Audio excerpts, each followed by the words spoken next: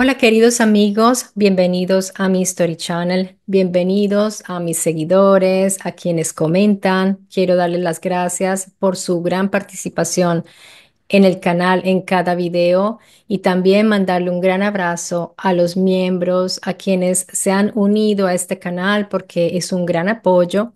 Ustedes pueden apoyar este canal de muchas maneras, comentando, compartiendo los videos, dejando su me gusta, obviamente si les agrada el contenido. Y quienes siguen el canal desde hace un tiempo se habrán dado cuenta la importancia que tiene para nuestras investigaciones los textos antiguos de las distintas culturas.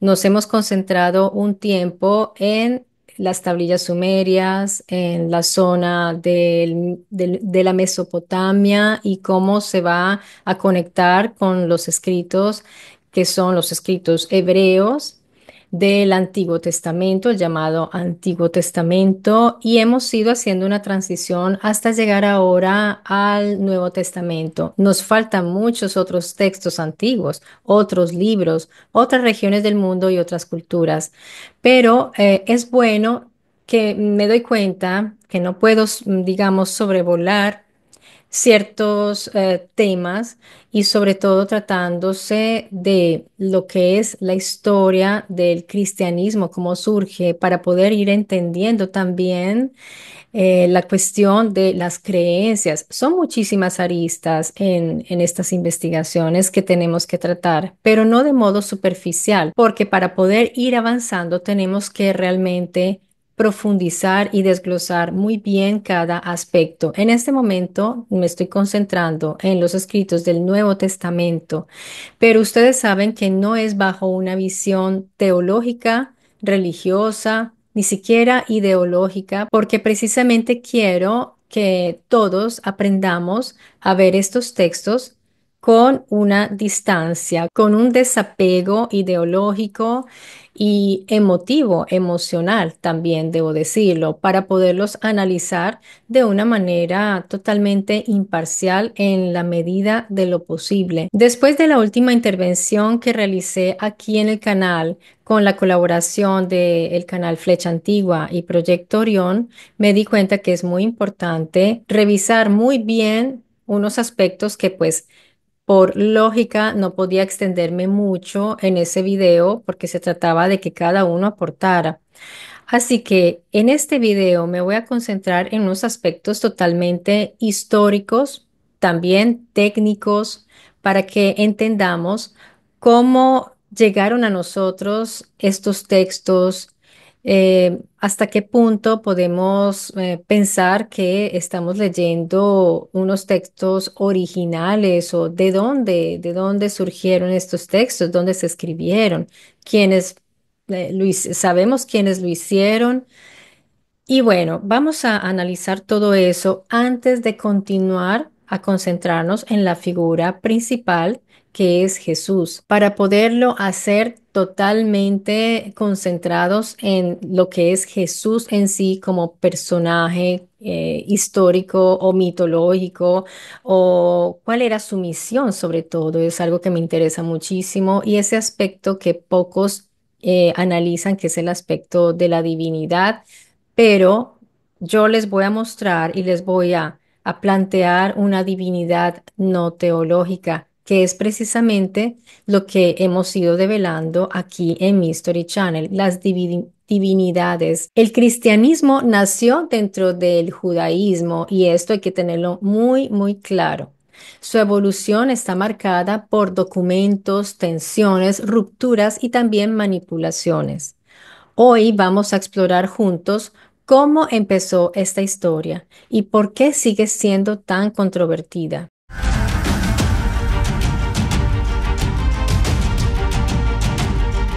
Según las estimaciones competentes, existen hoy día más de 500 confesiones y denominaciones cristianas y todas creen ser fieles seguidoras del verdadero mensaje de Jesús. No tan numeroso, pero sí en mayor proporción de lo que creemos o imaginamos, el cristianismo antiguo era también muy variado en su interior. El cristianismo surge en el siglo primero después de Cristo. pero no como una religión separada desde el inicio, sino como una secta dentro del judaísmo. Comienza con pequeños grupos de judíos que creían que Jesús era el Mesías resucitado.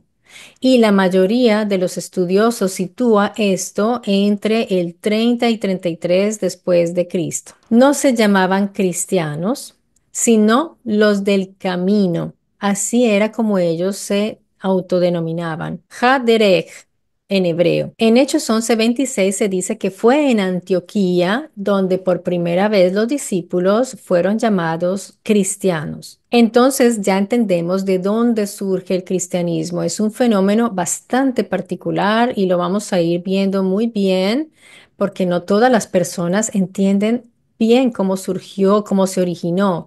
Y hay que saber que con el tiempo y por conflictos tanto internos como externos, esta corriente se fue separando hasta convertirse en una religión distinta al judaísmo.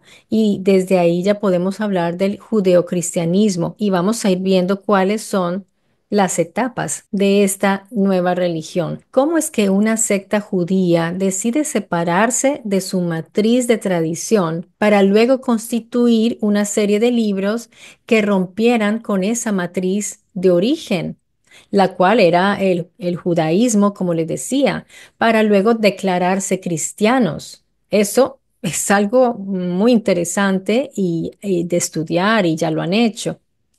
Ellos son quienes llamamos los judeocristianos, como les decía en ese momento. Ellos conservaban intacta su tradición judía, pero digamos que ya lo que hace la diferencia es que creían que Jesús era el Mesías.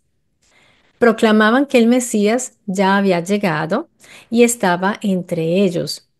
Aquí yo quiero explicarles algo importante porque esto no es exclusivo de esta historia y de ese momento, porque el judaísmo, aunque tiene una fuerte tradición de continuidad, ha vivido múltiples rupturas como esta. Siempre han proclamado, siempre, o sea, han tenido otras etapas donde han proclamado otros mesías, pero no siempre los rabinos les dieron apoyo a estos llamados o proclamados mesías. O sea que esa historia no es exclusiva ni única, y esto quiero que lo tengan muy en cuenta. Por ejemplo, en el siglo segundo, Simón Bar Kokhba fue proclamado Mesías por el prestigioso rabino Akiva. Lideró una gran revuelta contra Roma. Tras su derrota fue considerado un falso Mesías porque pues si no triunfaba era un falso Mesías. Y muchos rabinos renegaron de su apoyo. Provocó una gran tragedia para el pueblo judío y una nueva diáspora. En el siglo séptimo, este es otro, Abu Isa en Irán se autoproclamó profeta y líder mesiánico durante el dominio musulmán. Formó una secta en Persia con ideas semignósticas. Él era más gnóstico. Fue derrotado y sus seguidores se disolvieron. También en el siglo XII hubo un Moisés, otro profeta, entre Francia y España. Varios mesías aparecieron en Europa en épocas de persecución. Uno de ellos convenció a muchos judíos sefardíes de venderlo todo y marcharse a Tierra Santa. En el siglo XII aparece Shabbatai Zevi. Este fue uno de los movimientos mesiánicos más grandes de la historia judía. Miles de judíos en Europa y Medio Oriente lo proclamaron Mesías. En 1666, este proclamado Mesías fue arrestado por los otomanos y se convirtió al Islam. Se pueden imaginar la tremenda desilusión. Esto causó rupturas, suicidios, herejías, divisiones profundas. Fue terrible. Algunos grupos, como los Domej, siguieron creyendo en secreto. Pues yo puedo imaginarme, porque pues después de semejante desastre, a mí me daría vergüenza seguir creyendo en eso, y sin embargo siempre hay alguno que sigue creyendo. En el siglo XVIII, Jacob Frank decía ser la reencarnación de este Shabbatai Zevi y terminó convirtiéndose al cristianismo junto con cientos de seguidores y fue considerado una herejía interna por los rabinos. Durante los siglos XIX y XX, dentro del judaísmo hasídico y mesianismo moderno, ha habido algunos grupos como el movimiento Yabad Lubavitch, que ya les he hablado de esto, han tenido tendencias mesiánicas. Muchos hasídicos creyeron que su rebe, Menachem Mendel Shirson, era el Mesías. Tras su muerte en el 94, una parte del movimiento aún lo considera Mesías oculto o esperado. No todos. ¿Y esto sucede hoy día? Sí, efectivamente. Es que miren, para los judíos, cuando lo he escuchado de ortodoxos, cuando un judío, digamos que sobresale en sus estudios, es particularmente inteligente, fiel y cumple las leyes de una cierta manera, pues lo admiran muchísimo, dicen ellos, y pues lo consideran una persona muy importante. Pero recientemente vimos el caso de uno en particular que pues empezó a circular en las redes diciendo que ellos pensaban que ya había llegado su Mesías, pero ellos mismos niegan, algunos de ellos dicen que no, que eso fue como una propaganda para desprestigiarlos. Igual algunos grupos dentro de ellos se siguen proclamando Mesías actualmente o líderes místicos como el que vendrá. Como ellos están esperando un Mesías, pues este fenómeno se repetirá siempre. Hay presencia de movimientos mesiánicos judíos, que es la mezcla del judaísmo y cristianismo, y esto es muy rechazado por los judíos ortodoxos, lo ven muy, muy mal. Ellos no quieren que se les relacione con el cristianismo. Por eso, cuando aquí estuvo Salim Hassim del canal Flecha Antigua, que él decía, él hablaba del judeocristianismo, pues yo intervine y le dije, no, no es judeocristianismo, hoy día no. Y ellos no quieren ser relacionados con el cristianismo. El judaísmo, como por decirlo de alguna manera, de pura cepa, el judío ortodoxo no quiere que se le relacione con el cristianismo, para nada. Entonces, para ellos es una ofensa. Entonces, ya no sé, yo pienso que hoy día, y esto sí es mi opinión, no se puede más hablar de judeocristianismo. Es lo mismo que hablar del hebraísmo. Podemos hablar de un hebraísmo cuando hablamos de la antigüedad y podemos hablar de un judeocristianismo a los orígenes del cristianismo. Sí, efectivamente, ya lo vamos a ver. Pero hoy día no. Especialmente en Estados Unidos e Israel se ve esta mezcla de judaísmo y cristianismo. Allá hay mucho sincretismo en Estados Unidos, pero también en Israel, aunque no son reconocidos, ojo, por el judaísmo ortodoxo, y tengamos eso claro, ellos no quieren reconocer esto. Para ellos es una defecio. También existen judíos por Jesús. Bueno, ese movimiento es un movimiento que afirman ser judíos creyentes en Yeshua como Mesías, pero son rechazados como unos cristianos encubiertos, así lo ven los judíos. O sea que no ha cambiado mucho de los tiempos de los cuales se habla en los evangelios. Realmente hay un momento que estamos como igual, ¿no? Porque el judaísmo no acepta a Joshua y ellos han dado sus razones porque para ellos no cumplió y efectivamente no cumplió los requisitos para ser su Mesías. ¿M? Así que a lo largo de su historia el judaísmo ha visto muchos movimientos mesiánicos, algunos con efectos realmente devastadores, como les decía el anterior, como les conté, con suicidios y de todo. La ruptura del siglo I con los seguidores de Jesús no fue única entonces, aunque sí la más influyente, y esto tiene su razón de ser y su historia, que la iremos viendo con el paso de los videos. La figura del Mesías sigue siendo un punto muy sensible y potencialmente divisivo dentro del judaísmo. Incluso recientemente, en el 2021, aparecieron videos, como ya les había dicho, afirmando que un rabino llamado Yishahu ben David había sido ungido Mesías por judíos ortodoxos. Sí, yo vi esos videos, muchos empezaron a hablar de esta persona y mostraban que le besaban la mano y todo, pero no hay un respaldo oficial. Ellos no lo respaldan oficialmente, entonces son cosas de ellos allá internamente cuando surgen estas cuestiones. Y un muchacho ortodoxo en YouTube dijo, para nosotros es normal admirar a uno de nuestros, a un judío ortodoxo que estudia, que es estudioso y que sobresale, lo admiramos mucho. Eso dijo. No sé si estaba suavizando o sea sí, pero como les digo, es su cultura y es como lo que se vive ahí dentro. Ni ceremonias, ni sacerdotes, ni comunidades judías reconocidas lo avalan. Entonces, a veces la gente replica y va repitiendo, repitiendo una información y muchas personas caen en el engaño y dicen, ay, miren, los judíos. Muchas veces pensamos de los judíos cosas que ellos nunca han dicho ni hecho, porque no estamos ahí dentro de esa comunidad y nos informamos por medio de los que hablan que no tienen nada que ver con ellos. Entonces es bueno ir a mirar qué dicen ellos, ¿no? Si creían en él y ellos dicen que no. Fue un fenómeno viral utilizado para desinformar. Eso es lo que ellos manifiestan. Entonces, yo me limito a comunicarles esto.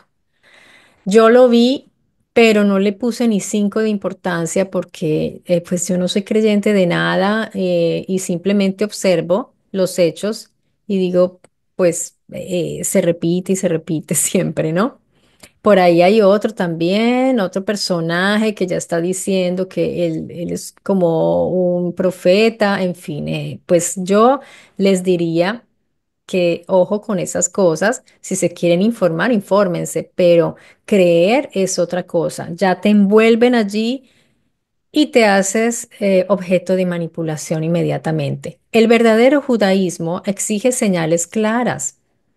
Por ejemplo, para ellos es claro que el Mesías debe reconstruir el templo, se debe reconstruir el templo y restaurar una paz, aquí dice mundial, pero ya hablaremos de esto de mundial, porque el mundo mundial vamos a ver a qué se refieren con esto de mundial. Todo en el judaísmo también, como en el cristianismo, ha ido también evolucionando hacia un pensamiento distinto. Los judíos de hoy no piensan igual a los del primer siglo ni a los de la época de Israel, de los israelitas. Así que pues hay que tener en cuenta eso, los distintos periodos, cómo muta el pensamiento. Hasta ahora para ellos ningún aspirante ha cumplido con los requisitos para ser un Mesías. Pero, ¿qué es un Mesías para los judíos? Ellos mismos lo dicen, es que cualquier ungido es un Mesías, un rey es un Mesías, y esto es cierto. Los reyes son ungidos, así que son Mesías. Pero entonces ellos esperan el Mesías. El Mesías no es como todos los otros Mesías que hay. Debe ser el que les devuelva el reino, que restaure el reino de Israel y haga todas esas cosas que están escritas y que ellos están esperando. El Mesías esperado. Algo importante que hay que pensar y que damos por sentado es dónde surge el cristianismo y no es algo tan sencillo porque todos pensamos inmediatamente pues por ahí donde está la Palestina, donde y será así. Hay personas que no lo piensan así, personas estudiosos, eruditos que no piensan así. Entonces, pues hay que tener en cuenta que no todo esto lo debemos dar por definitivo. Digamos que el consenso académico hasta hoy sí atribuye a Palestina del siglo primero el origen del cristianismo. La transformación en religión independiente se dio progresivamente, como ya lo hemos visto, sobre todo a través de Pablo y en el mundo greco-romano. Pero no es solo a través de Pablo, en realidad ya iremos viendo que intervinieron otros personajes a partir de las décadas 50 y 70 después de Cristo. Sin embargo, recientemente hemos empezado a ver la importancia de Egipto como matriz del cristianismo. Antonio Piñero, en una conferencia que vi recientemente, narró que muy probablemente, y esto es interesante, él dice, los mercaderes judeocristianos llevaban sus mercancías a Alejandría, donde ya se habían establecido unos centros, escuelas de pensamiento bajo el culto de Isis y Serapis. Y Piñero hace alusión a que el cristianismo se fundó cercano a escuelas de pensamiento profundo egipcio. Entonces ya vamos viendo por qué esa influencia tan fuerte, aunque él lo deja ver que esto es una posibilidad, no es que él esté asegurando que haya sido así, pero es que de hecho existían estas escuelas, existía esta manera de mover las mercancías, entonces es muy probable, pero recordemos que según Puyol es definitivamente construida la figura de Jesús y todo, por ende, el cristianismo en Egipto como sede principal. Él sí dice, pero miren qué cercano está. Estos son unas esfumaturas que son muy interesantes y que hacen pensar. Personajes como Panteno fue un importante pensador cristiano del siglo II, considerado uno de los primeros teólogos alejandrinos y maestro de la famosa escuela catequética de Alejandría, donde se enseñó antes que Clemente de Alejandría y Orígenes. Ninguna obra se ha conservado, desafortunadamente, directamente de este pensador. Lo hemos conocido por testimonios de otros autores. Fue uno de los primeros grandes intelectuales cristianos que intentó reconciliar la fe cristiana con la filosofía griega. Y este Panteno o Pantenus nació en Egipto, en Alejandría. Así que pues se está hablando de que él es un pensador cristiano del siglo segundo, justamente en pleno desarrollo digamos, de continuidad del cristianismo, entonces muy cercano a los inicios del cristianismo. Esto es bastante importante tenerlo en cuenta. Él fue maestro de esa famosa escuela catequética de Alejandría. Entonces, bueno, es importante saber esto. Él fue uno de los primeros grandes intelectuales cristianos que intentó reconciliar la fe cristiana con la filosofía griega. Pues dense cuenta entonces que esta es la famosa helenización del cristianismo totalmente documentado, especialmente el estoicismo y el platonismo. Ahí está cómo fue entrando el estoicismo y el platonismo en el cristianismo. Todo esto, construcción post Jesús, post lo que conocemos de Joshua. Su enseñanza influyó profundamente en Clemente de Alejandría y luego en Orígenes. Ellos están influenciados por Panteno y ellos son pilares de la teología cristiana antigua. Así que nos tenemos que dar cuenta que la filosofía, la teología cristiana antigua está totalmente influenciada, yo diría directamente, de la cultura egipcia y griega, porque Alejandría era eso, era un crisol de culturas egipcia y griega. Según Eusebio de Cesarea, Historia eclesiástica de su obra, Panteno viajó a la India. Vean qué interesante. Ya vamos hilando cosas. O quizás Arabia o Etiopía. No hay seguridad sobre esto. Él viajó como misionero a estos lugares, donde encontró que ya se conocía el Evangelio de Mateo. Este episodio ha sido interpretado simbólicamente, pero sugiere una difusión temprana. O sea, ya se estaba difundiendo el cristianismo tempranamente y no de manera oficial en esos lugares. Entonces, Panteno, Clemente de Alejandría y Orígenes se cuentan entre quienes impulsaron el desarrollo del cristianismo posterior. Egipto fue tierra privilegiada para la conservación de manuscritos del Nuevo Testamento, gracias a qué? A que tiene un clima seco. Más de 140 papiros fueron hallados allí. Esto es muy importante, pongan atención. Más de 140 papiros en Egipto. A finales del siglo XIX, inicios del XX, se comienzan a encontrar documentos, cartas, contratos de negocios, escritos de cultura popular, también traducidos al griego, y muchos papiros ahí en Egipto. Y estos documentos fueron muy útiles porque, por ejemplo, el teólogo e historiador Gustav Adolfo Deismann pudo desmontar una creencia que hubo durante mucho tiempo, que era la que ahí ese griego, la lengua griega del Nuevo Testamento, que era una lengua extraña, que decían, esto es divino, esta lengua griega está inspirada directamente de Dios y por eso es rara. Así que se creía que era sagrada e inspirada directamente del Espíritu Santo. Pues este estudioso descubrió que en los papiros egipcios había unos términos exactos igualitos a los griegos, a los de las escrituras griegas, que no tenían significados sagrados.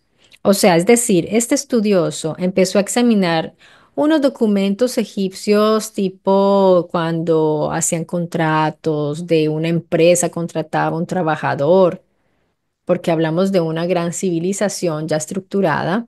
Ellos escribían todo, menos mal los egipcios todo lo ponían por escrito. Este estudioso se da cuenta que hay una palabra que es episcopo. Él dice, ¿pero qué hace? Un término sagrado en un escrito de un contrato comercial, episcopo. Entonces él empieza a estudiar esto porque sabía muy bien el egipcio y el griego.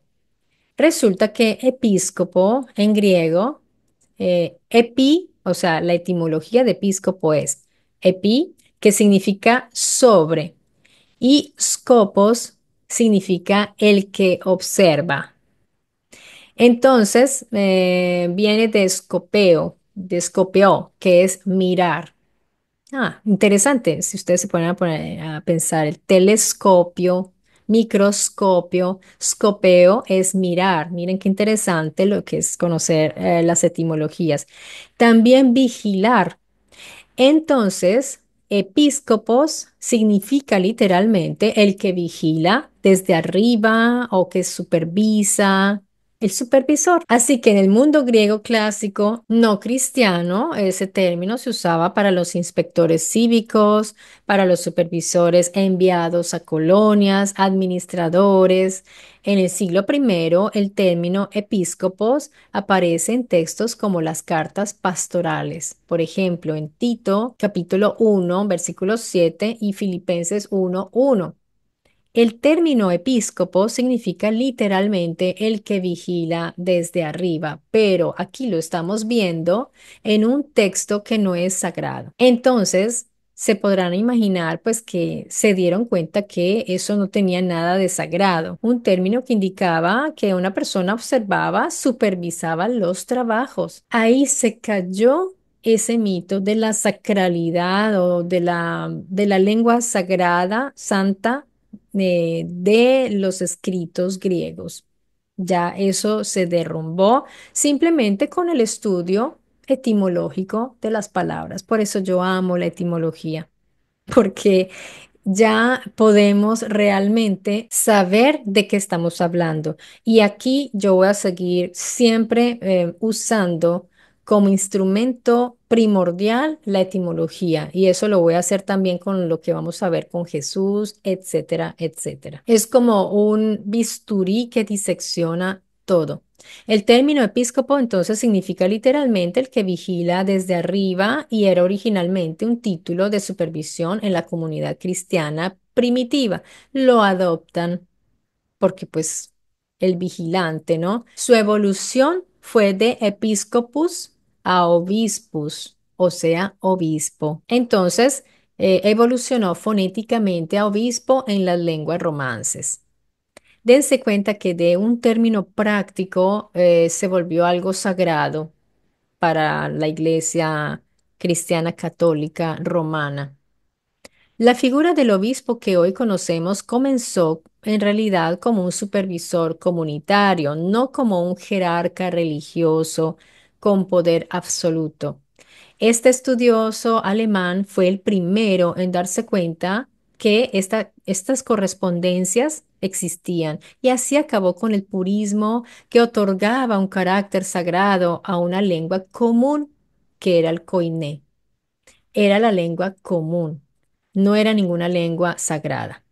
La conformación de los códices que reúnen los textos del Nuevo Testamento fue un proceso lento, descentralizado y complejo, que se desarrolló entre los siglos II y IV después de Cristo, a través de la práctica litúrgica, la autoridad eclesiástica y el uso comunitario. Apenas los teólogos toman en mano estos escritos, pues todo se sacralizó. Antes que nada, un códice es un libro encuadernado en hojas, reemplazo del rollo. Estos son tecnicismos interesantes de conocer, que fue usado desde el siglo II después de Cristo. Su adopción fue clave para el cristianismo, que popularizó el formato códice para sus escrituras. Circulaban evangelios separados, cartas de Pablo, estaba Revelación, llamada Apocalipsis, y otros textos cristianos en diferentes comunidades. Los primeros en reunirse como colección fueron las cartas de Pablo, que son de más o menos del 100 al 125 después de Cristo, las más antiguas que han encontrado. Los cuatro evangelios también, más o menos de 150 después de Cristo. O sea, estas son las copias de las copias. Esto no es ningún original.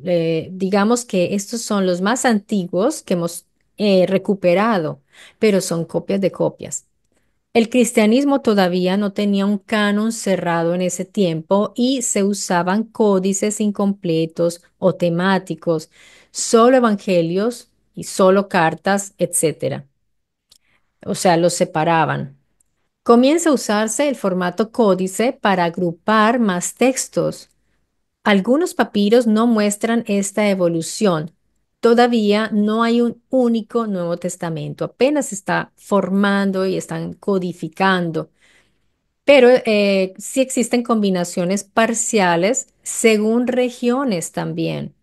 Por ejemplo, el papiro P45, más o menos del 250 después de Cristo, contiene partes de los cuatro evangelios y hechos. Y el papiro 46 de más o menos del 200 después de Cristo contiene cartas paulinas y otras están ausentes. Entonces, miren, se conforma el Códice Vaticanus o Codex Vaticanus B. Ese es más o menos del 325 al 350 después de Cristo. Ya es mucho más posterior. Casi toda la Biblia griega está contenida allí. Le falta, por ejemplo, Hebreos 9:14 y Apocalipsis. También tenemos el Codex Sinaiticus, que es más o menos del 330 al 360 después de Cristo, que incluye un Antiguo Testamento griego más un Nuevo Testamento completo. O sea, un Antiguo Testamento en griego es traducido al griego. Y algunos textos apócrifos, probablemente en el Sinaí, monasterio de Santa Catalina. El Códice Alexandrinus, más o menos del 400 al 440 después de Cristo. Este contiene casi toda la Biblia en griego y el lugar donde se realizó y encontró es Egipto. Estos códices no tenían exactamente el mismo canon, pero son los más cercanos a la versión que luego sería oficializada. Existían escuelas teológicas y scriptorium con capacidad para producir códices.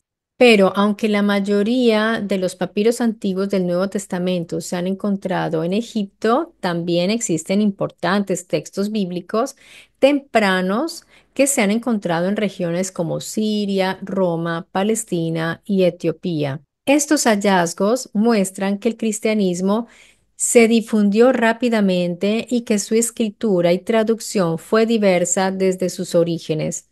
Los papiros del Nuevo Testamento hallados en Egipto son considerablemente más antiguos, esto es un detalle importante, que cualquier manuscrito similar hallado en Israel o Palestina. Este es un hecho arqueológico y paleográfico bien establecido. Los arqueólogos dan esta explicación. Ellos dicen que como Egipto tiene un clima desértico, y seco, fue ideal para conservar materiales frágiles como el papiro, que se descompone fácilmente con la humedad. Y ellos dicen que en Palestina, Israel tiene un clima más húmedo, por lo que los papiros no se conservaron tan bien o simplemente se desintegraron con el tiempo. Pero miren, yo pensando siempre en Pujol, que él dice que ¿por qué todo se encontraba en Egipto? ¿No será que es que lo escribieron allí? Esto es una pregunta que nos pone también a pensar. Efectivamente, sí, los más antiguos los han encontrado en Egipto. Por eso yo me puse a observar, porque aunque esto sea una explicación coherente de lo del clima, tenemos casos, por ejemplo, donde la humedad no impidió que se hubieran conservado documentos ocultos por miles de años. Por ejemplo, los papiros de Herculano en Italia, que es una zona volcánica, o los códices mayas, por ejemplo, y mesoamericanos. Pues no sé si la explicación de que es porque se conservaban mejor, siempre los encuentran en Egipto, sea la razón por la cual no encuentran nada ahí en Palestina, donde se supone que se originaron estos manuscritos.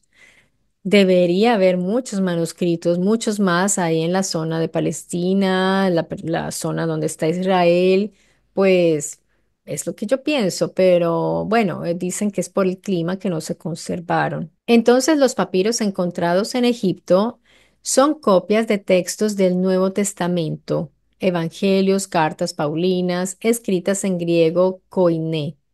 Esto es lo que han establecido los estudiosos. Los estudiosos dicen que esos textos fueron de la Palestina a Egipto y no al contrario. Pujol dice que es al contrario, se escribieron en Egipto y luego fueron para las zonas de interés de la historia. Eso es lo que él dice según sus estudios. ¿Dónde fueron encontrados? Fueron encontrados en ciudades como Oxirrinco, Fayum, Hermópolis, Dishna, datados entre los siglos II y IV después de Cristo. Entonces miren lo que dice Bruce Metzer, uno de los mayores especialistas en crítica textual del Nuevo Testamento, respecto a esa duda que yo les planteaba. Él dice, el hecho de que tantos manuscritos neotestamentarios hayan sido hallados en Egipto probablemente refleja el clima favorable. Él está del lado y a favor de esa explicación, de que es el clima que los preservó, más que, que hubiera sido el lugar donde fueron originalmente compuestos. Es decir, Egipto fue un gran lugar para conservarlos, pero no necesariamente el único lugar donde se copiaban los textos, y mucho menos el lugar de origen. Kurt Aland y Barbara Aland, editores del Nestlé Aland Nuevo Testamento, dicen lo siguiente. La mayoría de los papiros más antiguos provienen de Egipto, lo que no implica que allí se haya originado el texto, pero sí que fue un centro activo de copia y transmisión. Entonces, seguimos con esa conexión, ese fuerte vínculo entre Egipto y Palestina. Recordemos que en Egipto había escribas, había un desarrollo al respecto de las escuelas y todo, pues importante. Por eso Puyol dice, él dice, se escribió todo en Egipto, pero los estudiosos dicen que no. Ellos reconocen a Egipto como escritoría de cristianos activos, un lugar, pero también recibió textos importados desde otras regiones, o sea, Palestina, Asia Menor, Siria. Entonces, para ellos no fue el lugar de origen. La afirmación de que los textos originales del Nuevo Testamento fueron escritos en su mayoría en Palestina o en contextos relacionados con ella se basa en varios criterios históricos, lingüísticos, teológicos y geográficos, aunque no hay certeza absoluta sobre todos los textos. Entonces, estos estudiosos se basan en cosas como la que ya les voy a decir, no es porque se les ocurrió o solamente por la conservación. Sin embargo, los expertos sí coinciden en que el núcleo original del cristianismo se gestó en esa región. O sea, el mismo Piñero, yo lo escuché diciendo en una conferencia, claramente dijo, la matriz del cristianismo está en Egipto. Yo me quedé así porque pues me acordé de esos debates que él hacía con Puyol, dije, bueno, ellos van también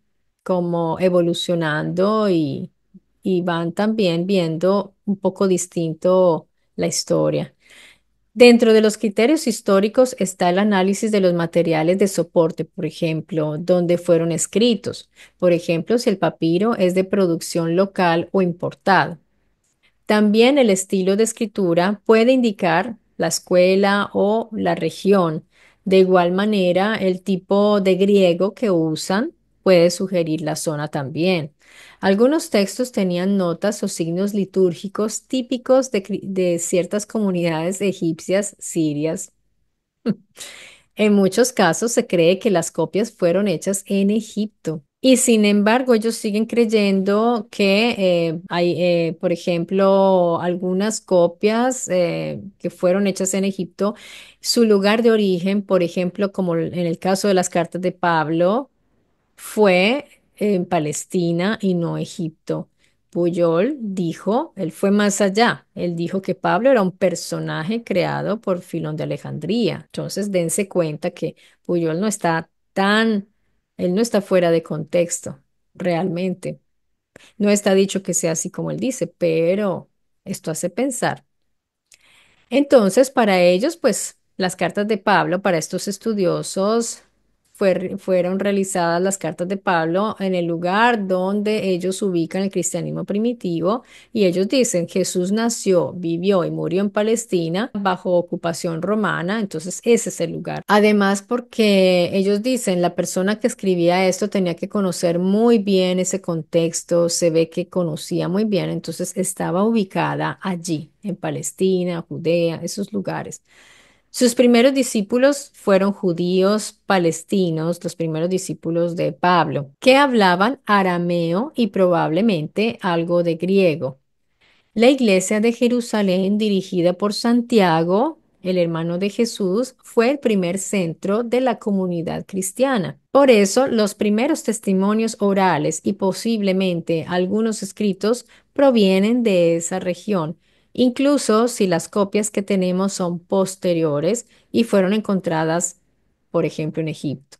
Evangelios como Mateo, Marcos y Lucas están llenos de referencias a costumbres judías, geografía local, Galilea, Jerusalén, el templo, pero ahora me vienen en mente los errores que se han mencionado, errores geográficos. Entonces aquí uno dice, ¿será que posiblemente ese no era tan palestino el escriba? De pronto dicen, no, es que fue un error en la escritura, pero siempre queda la duda. Pero a pesar de esos errores que les menciono, ellos siguen pensando, las personas que escribían estaban inmersas en ese mundo, en el mundo ahí palestino, en esos lugares de la Galilea, de la Judea. Allí estaba esa persona inmersa. Entonces, el criterio lingüístico mostraría que algunos textos griegos del Nuevo Testamento tienen giros arameos o semitismos también, que delatan una fuente original semítica. Esto sí, propia del contexto palestino. Por ejemplo, Talita Kum, que significa niña, levántate. O Eli, Eli, la famosa frase, la exclamación de Jesús mientras está muriendo, dice, el mío, traducido siempre como Dios mío, Dios mío. ¿Por qué me has abandonado? Entonces, esto es arameo. Entonces, esto indica que se tradujeron o adaptaron a partir de una tradición oral aramea propia de la Palestina. Bueno, premisas aquí. El cristianismo, entonces, no tiene un fundador único y esto es muy importante que lo sepamos. No hay un solo fundador en el cristianismo. Muy probablemente Jesús no fue uno de esos fundadores, porque según lo que piensan los estudiosos, los filólogos, él fue un impulsor indirecto, o sea, Jesús no vino a fundar el cristianismo, o no nació, o esa no fue su misión. La multiplicidad de los fundadores del cristianismo entonces presupone una diversidad de cristianismos, efectivamente. Y irónicamente, lo veo yo así, según los historiadores, Jesús tenía como objetivo centrar el reino, ¿verdad? Él siempre hablaba de un reino que su padre quería establecer o restablecer. En cambio, los cristianos, la figura central no es el reino, sino Jesús. Ellos se concentran, realmente se focalizan es en Jesús. ¿Qué dijo Jesús? ¿Qué pensaba Jesús? ¿Cómo me puedo parecer a Jesús? Esa es la focalización de los cristianos. A continuación, entonces, les voy a dar citas y críticas a esas citas que son extrabíblicas, que hablan de Jesús, que son en las que se basan los estudiosos para decir que hubo un Jesús histórico, que sí existió Jesús. Entonces tenemos a Flavio Josefo, que fue un historiador judío romano del siglo I. Él escribió Antigüedades judías y entre el 63 y 64 después de Cristo. Él dice, por aquel tiempo apareció Jesús, un hombre sabio, si es lícito llamarlo hombre, porque fue autor de hechos sorprendentes, maestro de personas que reciben con gusto la verdad. Atrajo a muchos judíos y también a muchos gentiles. Era el Cristo. Y cuando Pilato, por acusación de los principales entre nosotros, lo condenó a la cruz, los que lo habían amado desde el principio no dejaron de hacerlo. Él se les apareció al tercer día resucitado, como lo habían predicho los profetas divinos, junto con muchas otras cosas maravillosas sobre él. Y hasta hoy no ha desaparecido la tribu de los cristianos que lleva su nombre. Bueno, esta citación es conocida como el Testimonium Flavianum.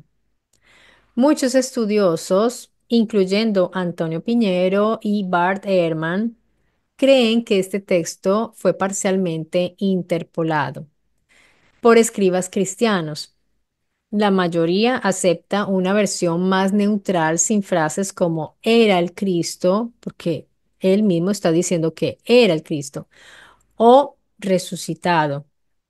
Esta cita es muy polémica porque contiene afirmaciones teológicamente cristianas, como esa de que Jesús era el Cristo y que resucitó, que Josefo, como judío, fariseo, no cristiano, nunca habría escrito en esos términos. Esto sí, realmente hace dudar mucho de la vericidad de este texto, porque Flavio Josefo jamás diría algo que hiciera molestar.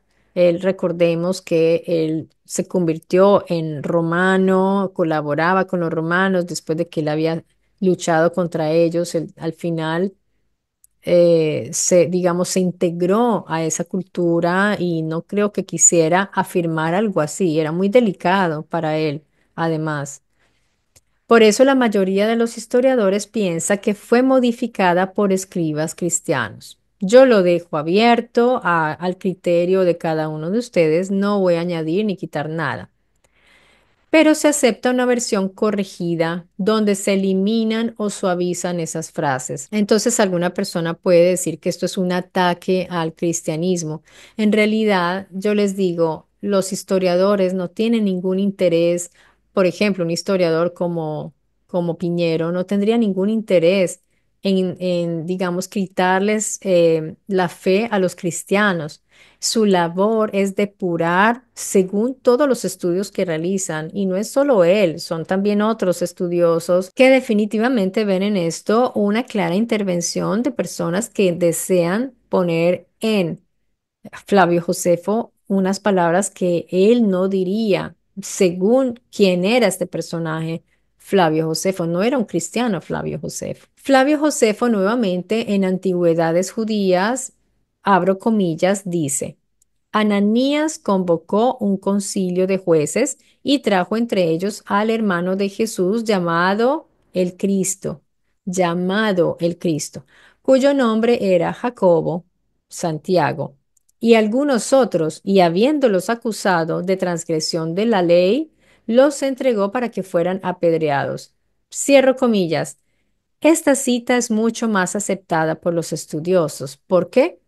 Porque aunque menciona el Cristo, se interpreta de manera distinta. Él no dice era el Cristo, él dice llamado el Cristo. Esto indica que es un título reconocido por otros, no una afirmación de fe por parte de Flavio Josefo. Este es muy considerado histórico, este texto. No está hablando de milagros ni de resurrección. No está diciendo que Jesús enseñaba la verdad. Entonces es creíble este texto. Como en la cita anterior, si decía estas cosas. Es decir, que no había un estilo cristiano. La cita de Josefo en Antigüedades, en la que les acabo de decir, es considerada auténtica por la mayoría de los estudiosos porque menciona a Jesús de forma neutral y explicativa, como lo haría un historiador judeorromano que no se quiere involucrar. Yo también pienso que es correcta, pero lo más importante de esto que es, pues que está nombrando a Jesús y que lo llamaban Cristo. Esto es ya una prueba de la existencia de Jesús como el llamado Cristo.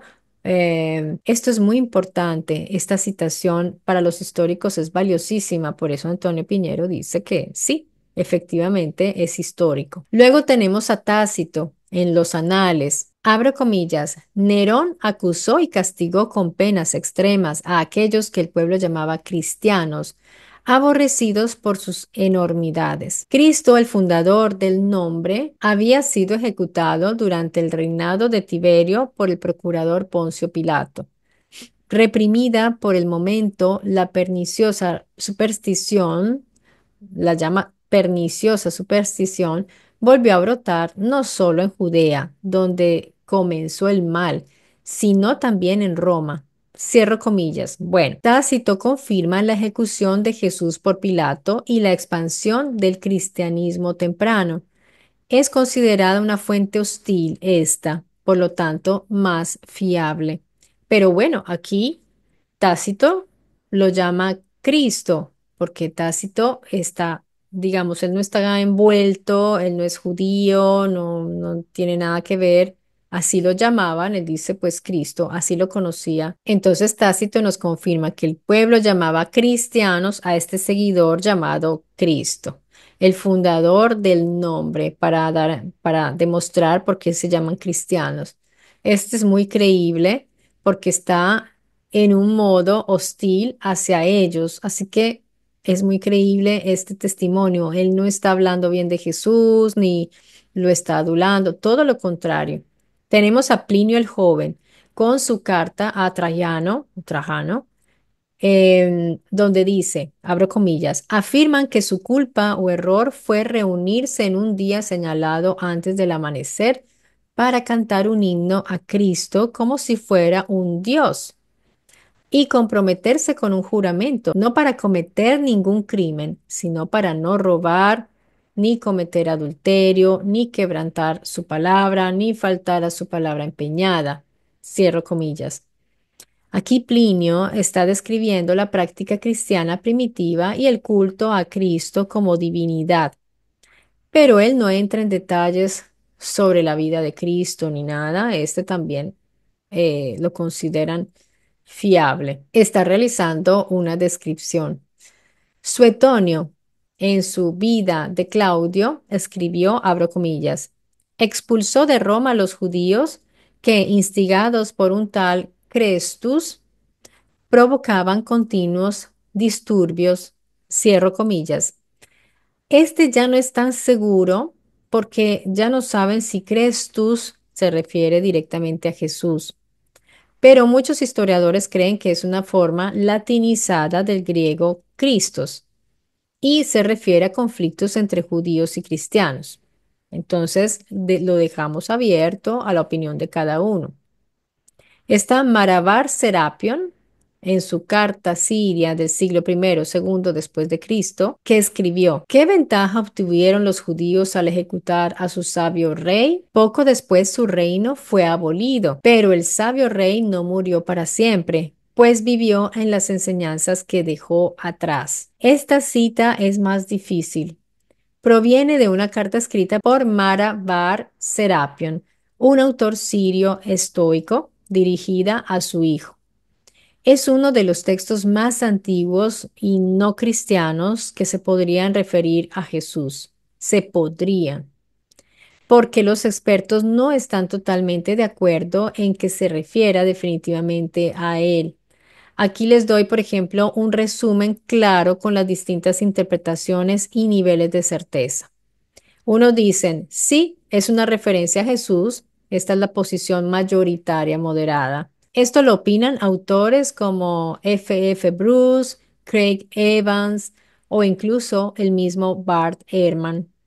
Él reconoce que hay fuertes indicios de que se refiere a Jesús de Nazaret, ya que su reino fue destruido poco después del 70, después de Cristo. Su reino. Sin embargo, algunos académicos han planteado dudas. El texto no menciona a Jesús por nombre, ni a Pilato, ni a la cruz. Podría referirse a algún maestro o líder judío ejecutado, como tantos que ya hemos visto que había ejecutado por las autoridades. Entonces, no hay elementos claramente cristianos en el lenguaje. No menciona resurrección ni mesianismo. No hay consenso total entonces respecto a esta citación, pero la mayoría de los expertos cree que probablemente sí era Jesús a quien se refería, aunque con un lenguaje estoico, no doctrinal. Lo dejo abierto a la opinión de cada uno de ustedes. Entonces, amigos, aunque estaban haciendo una nueva religión, la judeocristiana, aún se preservaban intocables los preceptos judíos y la salvación era judía. De hecho, a los gentiles se les reservaba una salvación de segunda clase, por decirlo de alguna manera, porque era diferente a la de los totalmente judíos. Pedro y Santiago eran quienes lideraban una facción que era más tolerante hacia los gentiles, que permitía la conversión sin la necesidad de que se circuncidaran. Solo tenían que observar las leyes noágicas, las que establecieron después del diluvio, como por ejemplo la de no comer sangre y no comer carne que hubiera sido sacrificada a otros ídolos o dioses. Y estas leyes se encuentran en el Talmud. Son 7 estas leyes universales que fueron dadas por Dios, bueno, por el Elohim a Noé. Antes de terminar este video, quiero hacer una acotación que considero importante porque vemos en los textos, sobre todo cuando está ese Jesús que está indicando cómo serán las señales de un tiempo particular. Se repite mucho en nuestras Biblias ese término, el fin del mundo, y hoy día se usa mucho esta expresión del fin del mundo, el fin del mundo. Pero yo nunca pues yo no me paso entero estos términos, como les digo, para mí la etimología es muy importante. Yo quiero saber a qué se refieren con eso, cuál mundo, cuando en los evangelios aparece esa expresión en nuestras Biblias, ¿no? Seguramente puede estar distinto en las Biblias de los exégetas, pero a nosotros nos ponen el fin del mundo. Pero su traducción literal del griego original, ¿será que significa eso exactamente? Vamos a examinarla con precisión filológica. El texto clave está en Mateo 24:3. Cuando ellos dicen, los apóstoles de Jesús le preguntan, dinos cuándo sucederán estas cosas y cuál será la señal de tu venida y del fin del mundo. Así lo traducen en Reina Valera, que es una traducción un poco así, pero bueno. En el griego original está, perdóneme, mi pronunciación será terrible, pero lo intentaré y se los pondré en pantalla. Kai sinteleías, to aionos. Entonces, sinteleía significa consumación, conclusión. Y to aionos significa del siglo, era, eón.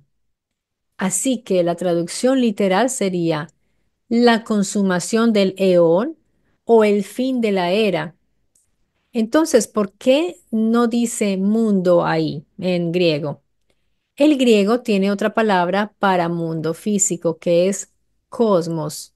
Si dijera el fin del cosmos, entonces sí, se referiría al mundo.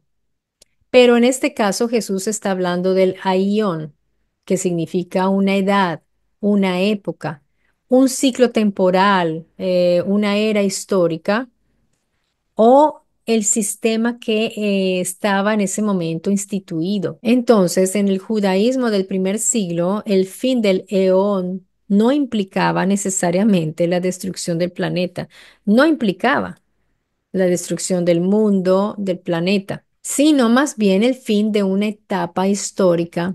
Por ejemplo, en ese momento, ¿qué era o etapa histórica estaban viviendo? Pues la dominación romana, el templo destruido o lo que ellos podían considerar una era maligna, una era que no estaba bien para ellos. Así que hablaban del inicio de una nueva era mesiánica.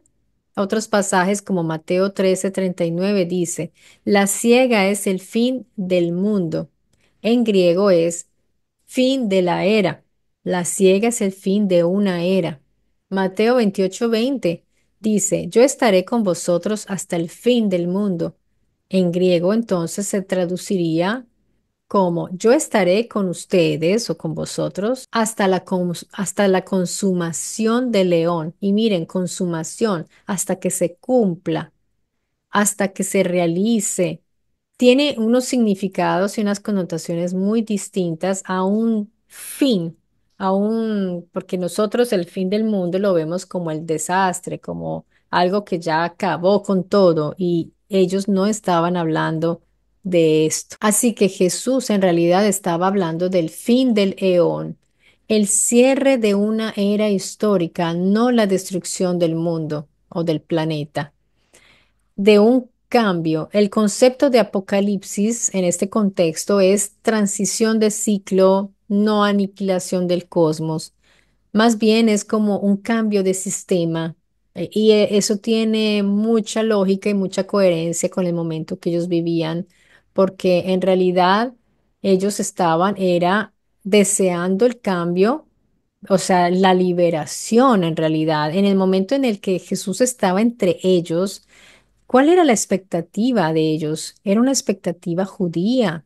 Y los judíos, los que seguían a Jesús eran judíos. Así que ellos tenían una expectativa basada en la tradición y el contexto judío. Entonces, ellos que deseaban una Israel restaurada, un templo restaurado, un reino establecido en Palestina, un reino judío, la restauración del templo y todos bajo las leyes judías y paz y abundancia en esa tierra, no en la tierra. Porque es que, claro, todas esas ideas fueron evolucionando. Después de la muerte de Jesús, todo fue cambiando. Cuando ya no estaba el profeta presente, entonces, ¿qué sucede? Todo comienza a volverse ya una expectativa distinta, porque entonces ya se empieza a hablar de que Él está presente en espíritu, de que Él está en el cielo, ya está con su Padre allá arriba. Entonces ya el gobierno está establecido allá, pero tiene que venir acá y Él tiene que regresar. para cumplir lo que no pudo cumplir. Miren toda esa evolución, pero en ese momento en que todavía Jesús estaba vivo, ellos no tenían esas expectativas de que Jesús en el cielo, nosotros aquí, los ángeles, y que el reino iba a ser mundial. Claramente ellos pensaban, porque en ese momento el mundo, ¿cuál era? El mundo conocido, no era como hoy que sabemos bueno, lo conocemos todo. En ese momento el mundo conocido para ellos eran esos lugares conocidos y si se establecía el reino ya como reino de Israel, ya como el reino de los judíos, entonces seguramente las otras naciones tendrían que pasarles el tributo, ir al templo reconstruido a rendir tributo, a llevar sus dones, sus donaciones y seguramente pagarles tributo a ellos, o sea, ellos serían la potencia en ese momento y es una expectativa que aún hoy se mantiene, pero yo me detengo hasta aquí porque no me gusta hablar de argumentos si no estoy mostrando todos los soportes de esos argumentos. Por eso yo no avanzo tanto porque prefiero darles un tema muy focalizado con los argumentos y los soportes de las fuentes y todo lo que tenga a mano para poder poner bases a todo lo que estoy diciendo, que no me lo estoy inventando yo. Eso requiere un tiempo preciso. Entonces, para el próximo video, amigos, no se lo pierdan porque ya por fin podré empezar a hablar más acerca de Jesús, porque yo quiero llegar a ese Jesús divino, no teológico, ese Jesús que realizaba obras extraordinarias, que muy pocos lo han analizado de una manera para ver si podemos encontrar algún rastro que nos pueda llevar a esas divinidades no teológicas ni espirituales, sino más bien biológicas, a unos individuos que vinieron y que establecieron algo aquí importante. Se ha hablado de esto, hay otras personas en YouTube que hablan de esto. ¿Será que lo que ellos dicen es así tal cual o puede haber otros matices distintos? Eso es lo que yo quiero traerles al canal, pero todo basándome siempre en las culturas de cada pueblo, viéndolas desde un punto de vista totalmente imparcial, sin tomar posición a favor o en contra de nadie, sino pues viendo qué rol juega cada cultura y cada nación en toda esta historia. Por ahora estamos aquí con lo que surgió allí en ese lugar donde se formó y se separó una secta que estaba naciendo en ese momento y que luego llegó a formar el cristianismo. Que el cristianismo no fue siempre igual, tiene una historia. Y sí, salió del judaísmo, pero sufrió una ruptura muy fuerte y ya hoy día el judaísmo no quiere saber nada del cristianismo, pero hay un judaísmo mesiánico, hay judíos cristianos, entonces están todas esas denominaciones también y más adelante veremos qué rol juega cada una, cómo se relacionan, cómo son las relaciones entre ellos, em, cómo se van a conectar entre las relaciones. Se colaboran entre estas, hay enemistades, hay uniones de interés, eso todo eso lo vamos a ver. Pero como les digo, cuando lo traiga, lo traigo con buenos soportes para poderlo estudiar e irlo juntando en ese archivo que estamos aquí formando. No es que mi interés sea digamos, estudiar en sí el cristianismo o el judaísmo. Ese no es mi interés principal, ustedes lo saben. Estos simplemente son estudios colaterales para poder entender la historia, en su complejidad y en su totalidad, porque ya les he dicho, aquí hemos hablado de genética, de geología, arqueoastronomía, de arqueología, de todo, amigos. Y pues espero que les agrade esta manera, este método que estoy usando para traerles la información. Saben muy bien que aquí yo no tengo ninguna posición de creencias, entonces pues por ese lado pueden estar totalmente tranquilos.